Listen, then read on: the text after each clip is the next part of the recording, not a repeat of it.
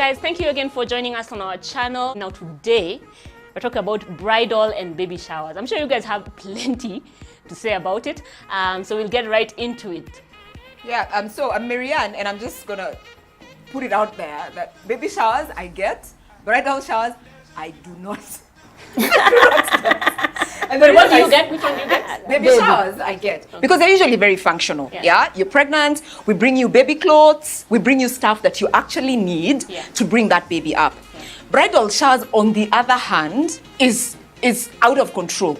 We bring, I don't know, sengas, I don't even know what that means. We bring sex therapists, like as if marriage is about sex. And then we bring 20 perspectives into the room. This is how you deal with in-laws, this is how you deal with... And then you're bombarding this poor bride-to-be with all these perspectives. And I honestly think it's confusing. Honestly. Me, I don't get them. Half the people in that meeting don't even probably would not be the best example for how you should emulate marriage. Like they don't add value. They don't add value because probably you're too inexperienced. You've been married what, 1 year, 2 years, 3 years, 4 years, 5 years. What do you know? What do you know? And you know, every marriage is unique. Every single marriage is unique, and the experience is very, very, very unique. But the worst part about bridal showers is the thermos and towels. I knew which bridal showers are those. What happens with the plastic?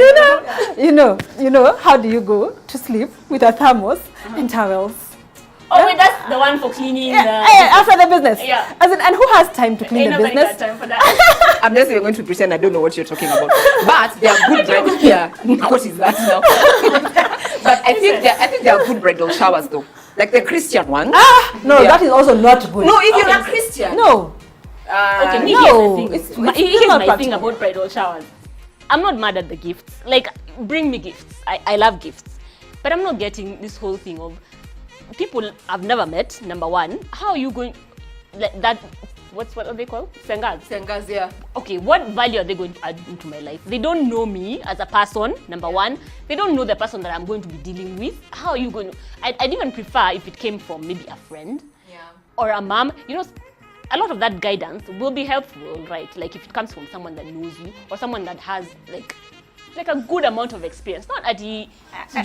random.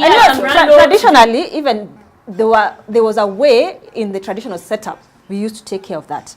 Like in the Kikuyu culture, there's something called anitara, where you, as the girl who's getting married into the family, you're introduced to that side of the family. They show you the granary, they show you how they cook, they show you basically the traditional... Yes, you know, like where they store the food. So that is your pantry now.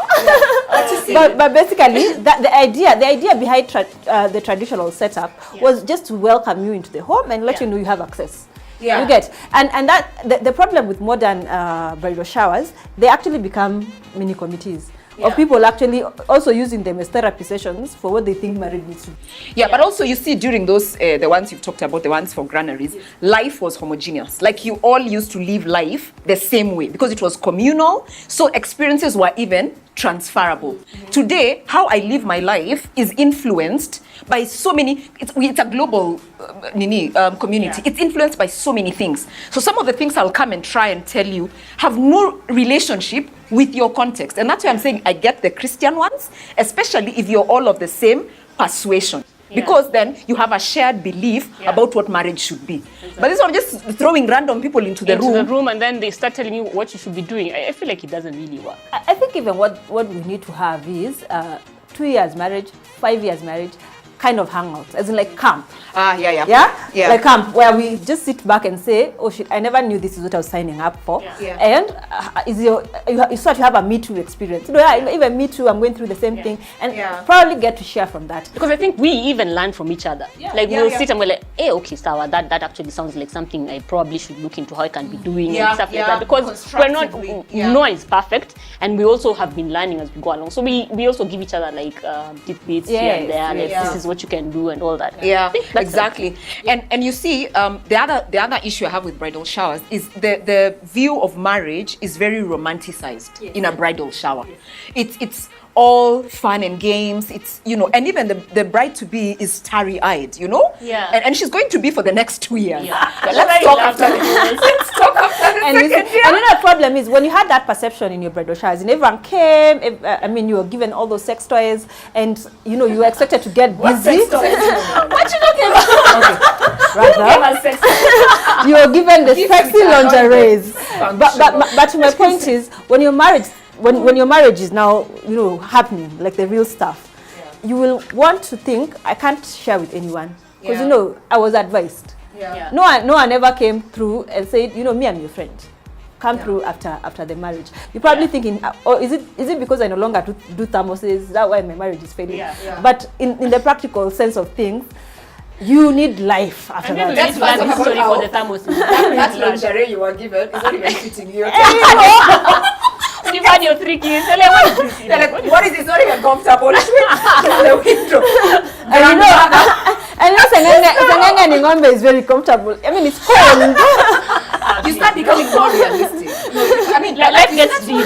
Like at some point, life just gets deep. And I think that's when not a bridal now, but that's when those meets should happen. Because now you're talking from a point of what you know what you're talking about. But those thermoses. But let's also talk about now in bridal showers. You know that can also be insensitive to someone that's probably been looking for someone for a long time. And then now you put them smack, you know, and then you invited them. So it's not those things where you're like, let me come. You just find yourself in a group and you're having a bridal shower coming up, and you've been looking for someone for 10 years and you haven't found someone. You just had like really bad experiences, or you just got divorced, and maybe whoever is organizing doesn't know.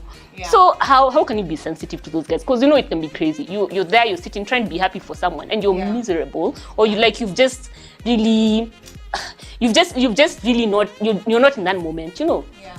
I think more per se, the idea is just to come and celebrate with you. So in my opinion, it shouldn't really be an issue of concern if you're really happy for your friend to just show up. But the topics, again, back to the topics, I think is what we need to moderate. In my opinion, I think a bridal shower can work if we share gifts and go for a hang. That's enough. And gifts that make sense. That's it. First of all, me, I'm a little mad that I've been seeing pictures online of guys being taken due to Seychelles by their bridal parties. Me, I don't remember you guys taking me anywhere. My friend, why do you have expectations? Why do you have such expectations? I think cost even then. Cost? I was a clerk. I was supposed to take you to go look at this one. It's really up. Okay, we'll do it now again because it makes sense now to do the trips. Yes, and but also the other thing I tend to feel, it's not all of us who are going to have our wedding. So if one of us ends up having the Seychelles thing, and then some of us never even move out of the rurasho stage, as in you probably didn't even get the rurasho itself. We need to be more sensitive to life, to just not making it about just bridal showers. We can have a hang that becomes about celebrating the woman you are. And we'll talk about a bit more natural. And we're talking about baby showers, and now that we're talking about the bridal showers, we're saying how insensitive it can also be for someone that probably is struggling with trying to have a baby, and they are now a baby shower. What do you guys think about that? Me, I don't think we should be walking on eggshells. I mean, because it's a reality. And I completely get that all of us might be at a difficult point in our life. And that's just... So now, imagine you're unable to get a child and she's pregnant, and then I have a baby shower for her, and then I don't invite you because which will hurt you more. Which will hurt you more. I'm even making it a bigger issue by not inviting you than by inviting her. And I think it's even just the stigma around issues that women face. I mean, whether it's conception, it's called conception.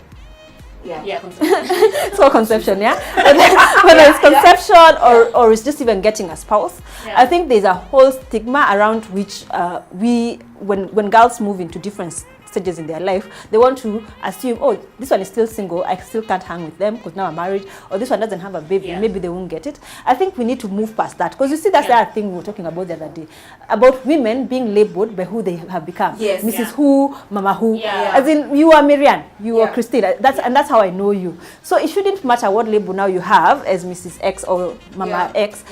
I should have you as my friend. It doesn't matter if you've been able to accomplish the so-called life stages that we're expecting you to be in at that particular time. We really need to just be able to see past that. And let's just talk about the cash for a moment, because I know a lot of these events have like financial implications. You'll find yourself in a group that you've been added to, and then you and then you'll be told, guys, we are giving 5K each for blah blah blah blah, and that sounds like billions and billions. The dress code is white or ivory or whatever, and you're like, what is even going on? Like, you just joined this group, 10 minutes later you're 5,000 bob. A budget for shoes, makeup, and I think it speaks to how we allow ourselves to be sucked into all these things in terms of keeping up and just trying to, to look like we want to really fit in. I speak for myself. I will walk out of a dress code and I'll walk out of a budget I can't afford. And I'm very unapologetic about it. I don't mind losing friends if that is what it takes for me not to be able to stretch myself into certain fixes. But it's something I really, really think we shouldn't really push everyone.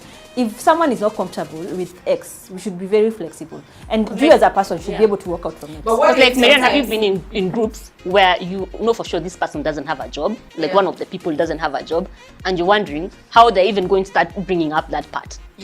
Of I can't give 5K, or I can't look for a white dress for this particular event, things like that. And it's somebody who is probably very key to the bride-to-be or to the mother-to-be. So they have to come, and then now they have to fit into you. So I usually, if it's somebody I know and if it's a situation I know, I'm always outspoken. And I will not even say I'm speaking for somebody else. I will say, I'm not going to be able to. No, I'll say I'm not going to be able to afford it, even if I'm not speaking for myself. And say, I think we should focus on why we're doing this. Because I think that's the whole thing that has been lost in all these social things. What is the essence of what you're doing? Because we are caught up into the I don't know, the dress code, trying to be whether fancy, we go to Seychelles, all of that. I don't know whether we'll go. The point, why are you doing it? Like, if you stick to the value it's going to add to this person, then I think we will have less of those. But also, you have like, now it's the mother-to-be or the bride-to-be who is the one who wants it. And that's now just ridiculous. I think what makes sense is, for example, if I'm the mother to be, then I'd tell you, okay, I've already bought this stuff, but what I'm struggling with is these remaining items. Then you guys now as my friends would be like, okay, Sawa, we can buy this. Instead of spending, say, 20K for a venue for some crazy baby shower, you guys take the 10K, go buy me this, or however much you guys have raised, go buy me this little stuff that I haven't bought, and then bring me that. Save everyone the trouble of having to, where we're going to get money for the venue, probably they have to pay for the venue, where we're going to get money for just some extravagant gifts that probably she already even has. You know what I mean? Like, I think what makes sense is if, okay, it's clear what you need, and then now people will come together and just, it doesn't really have to be a big event. I don't think it has to be. But it's also a surprise usually. So there's also that story for what does she have, what doesn't she have? And the best friend is normally assumed to know. But sometimes I feel you can be totally misrepresented. I mean, like, there's a way those who are close to you, they can bring out a diva or a bridezilla out of you. And they have such crazy demands, and it becomes difficult. And then it's almost about them now. But for me, it boils down to you who's being invited. Because it's very, you don't need to feel like you're being cornered into fitting in. You need to have legs. And a way to say, no, I'm walking away from that. Is this a point where I bring up beef? So there was a baby shower for my first baby. There was no baby shower for my second baby from you guys. I did the first, the second. And not that. No. Here's the thing. I feel like the first is the only one that counts. So my second baby doesn't. This is why. This is your introduction into motherhood. This is why, exactly. It's introduction into motherhood, and a lot of the things that are maybe the more costly stuff that you need for a baby. If you buy it once, you won't need to buy it again. You get what I mean? If you need a cot, maybe the pump, maybe car seats, things like that. Usually you get those with your first baby. And then when that now is done, the other stuff is just don't go stuff that you need to buy. We can't really finance your fertility manenos. I mean, at some point, you just tell me that. How do you finance your life? I'm sorry. But I get you. Like, we're sorry. It's exciting at some point. It's introduction into motherhood. You have 17 of them now all of a sudden. That's popping. Like now for me now, what would that be? Or even when the babies come before, like EDD was I don't know, next month, and then the baby comes today, and then bridal shower was not even done, and then we're all scampering. So I mean, it shouldn't be like a social rule. I think people should just relax. But those bridal showers, you're not about that. But the only reason you're saying that is because you are out of the age group that's getting married. You're calling me old. No, I can advise. I'm staying out of this one. You'll be the singer.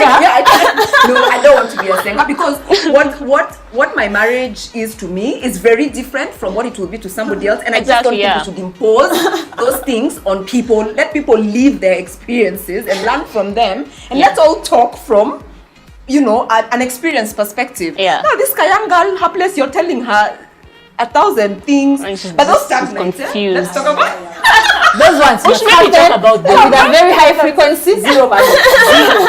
Zero. Listen, you men were told by the singer in the house supposed to do what, and someone is Zuko at a stagnant. I don't know how fair that is. With on their face.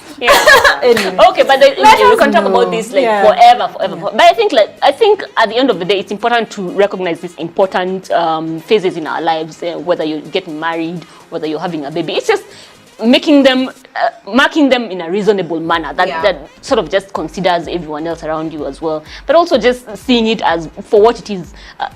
Seeing the importance of it rather than just the flamboyance and the craziness and spending all this money. To your point about the stagnates. At what point do we now start getting men involved in baby showers? Because honestly, I think those are the guys who actually need the baby showers. You've grown up with your baby for the 9 months. You've probably been reading up a lot, but the men get shocked. In fact, what normally happens with my own experience is within the first 2 weeks of men becoming fathers, it's such a strange experience for them. They're not so used to having to take care of a newborn, and they don't have anything in them that they can provide for. The mom can whip a boob at any time, but the man needs to find a way of getting a rhythm into it. So how do you think that can? Kwanza now me, I'm coming. I'm an not ultra. It's supposed to be a dirty word, but a feminist. And I honestly think that the moment we start doing baby showers and segregating the mother, we are essentially saying that babies are for mothers. But if we had a scenario where you all come with your husbands or your partners, and I'm there with my father-to-be, I honestly think it makes more sense, and it sends the message that this is going to be a shared responsibility. You're both going to have sleepless nights, but this thing it's a mother's thing. It's just driving that whole gender stereotype that babies are about mothers, and it's about time we walked away from that. As in, it's honestly about time. I feel the same way, but I also feel like there's not much that they learn at the actual baby shower. And that would be my only reason for saying then they don't necessarily need to be there. Unless then you're going to have like a session where they're being taken through, okay, so this is basically what you do in the first few days when a baby comes. But the whole angle was to shift the conversation from teaching to conversations. So it just becomes a simple hangout for the boys and girls, and just for sharing parenting. So they just have that realization that there's a baby coming and it's our baby. Especially the first baby. I think I get that. Especially the first baby. But you guys online, you can tell us what you think about this conversation. Of course, there's so much more to say. Just comment, like, subscribe, and we'll definitely be able to get in touch with you. And then, tell us what else you'd like us to talk about, and we'll definitely do that in future episodes. Thank you so much for watching.